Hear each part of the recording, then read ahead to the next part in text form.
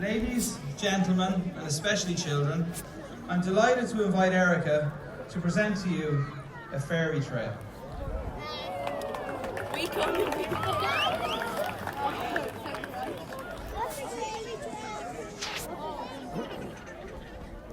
This is very unusual. It's wonderful to see.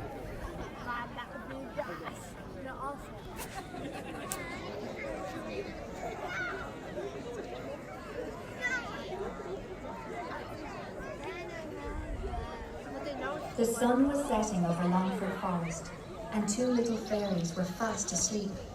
They were dreaming about making new friends. For 100 years, the woods had seemed lonely and empty, with all the older fairies hiding away. Now loads of new people were on their way to the forest, and Puck and Ash couldn't wait for them to get here. They had made a welcome present for the visitors, a garland of white flowers that hung all the way around the lake. These were no ordinary flowers. They sparkled like stars.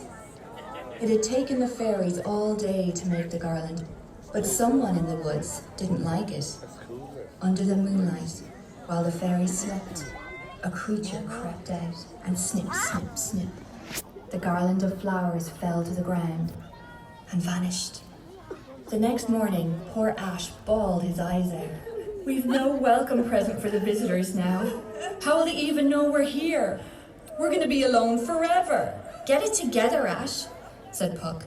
That's not going to help us find our flowers. But this might. That rotten thief left a note. Follow the trail to the juniper tree. You'll find your flowers when you find me. Ash, look, Puck said. Footprints, a trail of them. Let's go. But what if it's a giant? Said Ash, who likes to munch on fairy bones. With feet that are smaller than yours? Ash, come on. They followed the footprints past the lake, through the trees and over a hill. They climbed over logs and crawled under bushes, and pretty soon it was clear they were going round and round in circles. These footprints lead everywhere, cried Ash. We're going to get lost. No, we won't, Puck said. I've got an idea. She pulled a thread from Ash's waistcoat and tied it to a tree.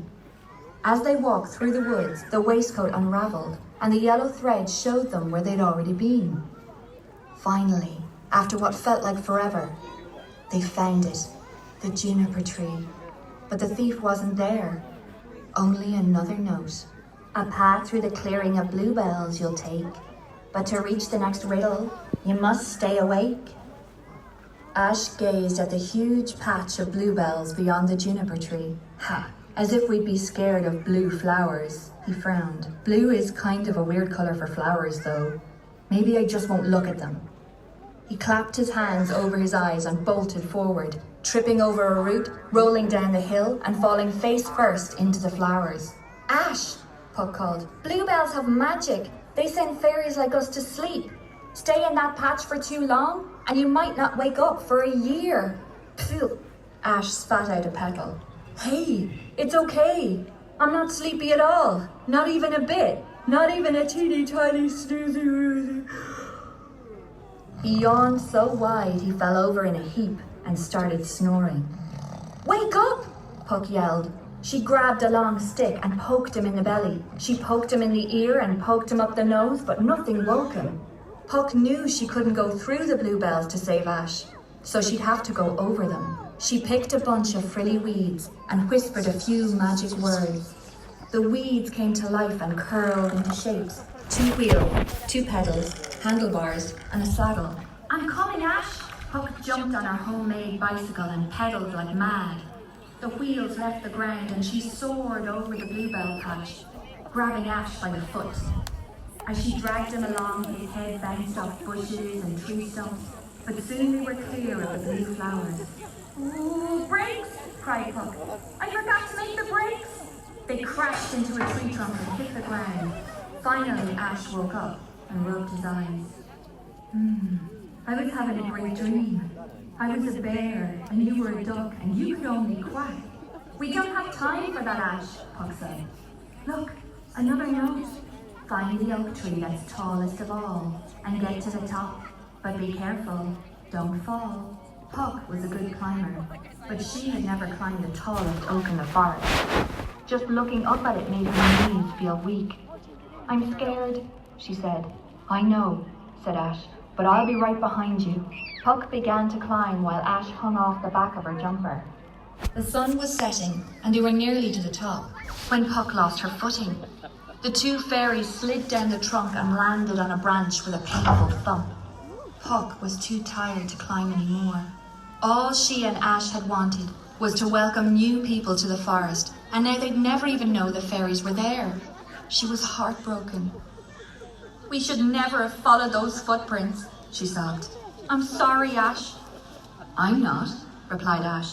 "At least we tried to get our sparkly flowers back. Hey, maybe we still can." He put 2 fingers in his mouth and whistled like a steam train. A red squirrel poked her head through the leaves, and Ash whispered in her ear. The squirrel nodded. "Grab on," he told Puck. "She's going to take us to the top." The squirrel dashed up the tree with the fairies on board. And on the very top branch was one last note from the thief. "Look to the ground and my lantern you'll see. But you're too far away now. You'll never catch me." Puck looked down. Sure enough, there was a bright light moving through the trees. "There's the thief," Puck grinned. "And they think we can't catch them, but they don't know we've got a lift." Holding on tight to the squirrel's fur, Puck and Ash raced down the tree trunk. They followed the lantern through the woods until they reached the old fairy fort. A little grey fairy was on top of it, sitting on Ash and Puck's sparkly white flowers. "Cheaters," the grey fairy snapped. "You weren't supposed to find me." She wriggled her large bottom from side to side, and squish, squish, squish went the sparkly flowers. "No!" cried Ash. "They were a welcome present." "Well, now they're my squishy cushion," the grey fairy said. "Why are you doing this?" said Puck. "'Cause all you other fairies are mean," the grey fairy replied. "You all laughed at me. 'Ooh, it's fun to make fun of Clover.' You left me out when you played games, and then you left me all alone in the fort. You were mean. So now Clover is going to be mean too." "But we didn't even know you were here," said Ash. "And we'd never be mean," Puck said, "to anyone." "God's wallop," Clover growled. "All fairies are mean. Here." Puck took the roll of frilly weeds from her shoulder and dropped it at Clover's feet. "You stole our garland? Well, I'm giving you my bike.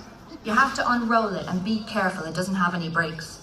"Oh, and here," Ash said, taking off what was left of his waistcoat and handing it over. "This'll keep you warm at night.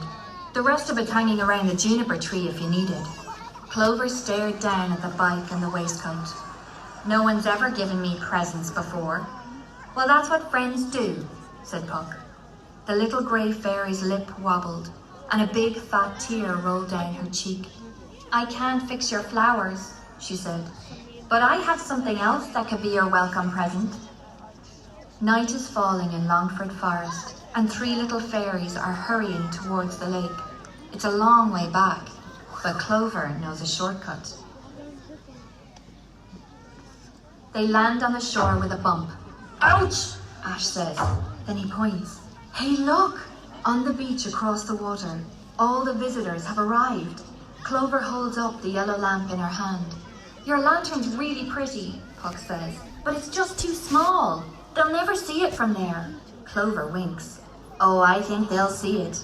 She spins the lantern around and around, getting faster and faster. Sparks fly out, blue and pink and white and red. They shoot into the sky, whistling as they go. "Did they see it?" Ash cries. "Do they know we're here?" says Puck. Clover cups her hands around her mouth and yells, "Hey, people on the beach, if you know we're here, give us a wave." "They're waving!" Ash grabs Puck and Clover in a great big hug. "Ooh!" Clover gasps. "Stand back!